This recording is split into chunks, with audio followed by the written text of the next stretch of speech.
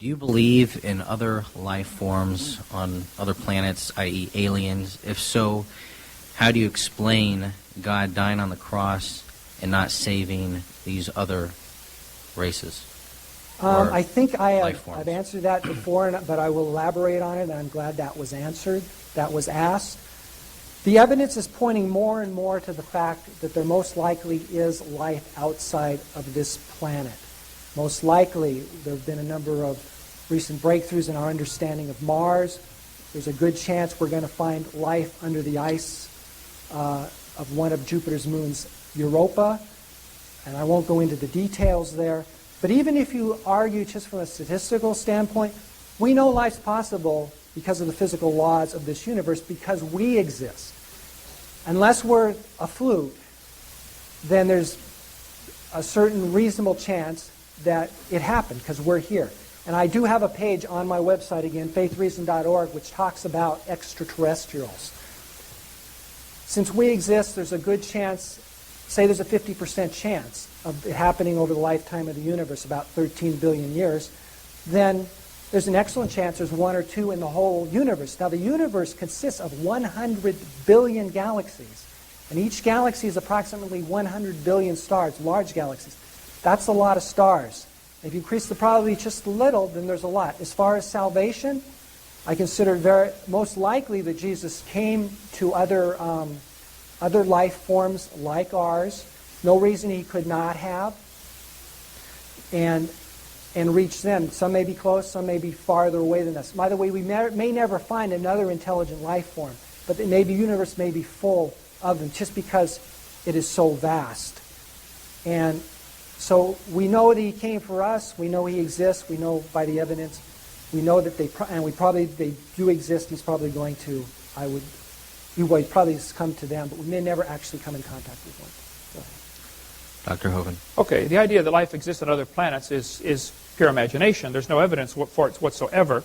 I've studied the UFO question quite a bit. Been to the UFO Museum just a few weeks ago there in Roswell, New Mexico. Studied it quite a bit. I've read many, many books on the topic. There are some excellent books from a Christian perspective on UFOs. You might want to get this one, End Time Delusion, about UFOs, or this one, UFO 666, or Chuck Missler's book, Alien Encounters, is excellent on the subject. What happened at Area 51? In Roswell, New Mexico? Well, nobody's talking for sure. Nobody who knows is talking, but 9 months later, Al Gore was born. That is just an interesting bit of trivia, but the Cosmic Conspiracy is an awesome book on the topic. I would have to say, from a scriptural perspective, no, there is no life on other planets. From a scientific perspective, I would say there simply is no evidence at all. So if somebody wants to believe on life on other planets, that's perfectly fine. However, they're not talking about their science now. They're talking about their religion. And they need to admit that, okay? This is not part of science. This is part of a religion. So UFOs, I think, fit into several categories. Misidentified natural objects, weather balloons, swamp gas, etc. Top secret government or private experiments. Hitler had a round airplane that flew 50 years ago, okay? Satanic or demonic activity. Satan can only be one place at a time. God is all places at all times. So it may be Satan uses some kind of instantaneous or near instantaneous transportation system. It could be alien life from other planets, but I don't buy that for a second. There's no evidence for it whatsoever.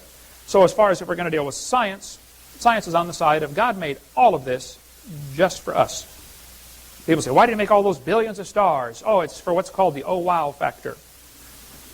So we can walk outside and go, oh wow, what a mighty God we serve. Okay?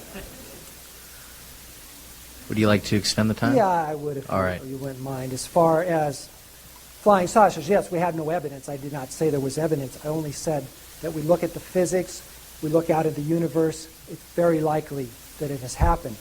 And scientists admit that we don't have any evidence.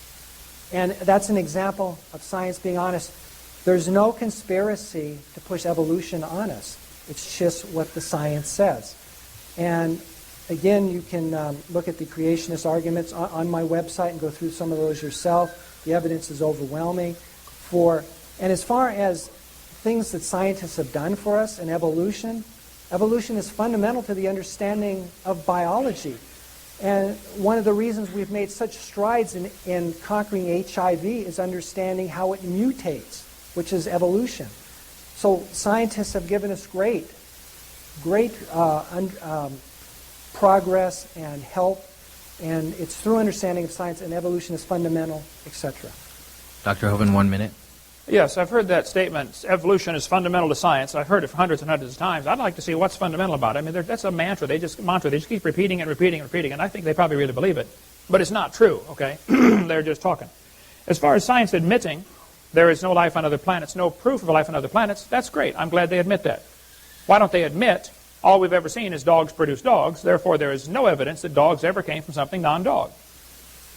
If you'd apply that same logic you did to UFOs to the logic from biology, you'd come to the conclusion God created the original dogs, they've always produced dog kind, and that's all that's ever happened. I mean, that's where science ends. So evolution has nothing whatsoever to do with science. It is not the fundamental doctrine of science. It's a useless theory, and I think counterproductive to science, and I think actually quite dangerous. We teach the kids they're an animal, and then we wonder why they act like animals. No marvel to me.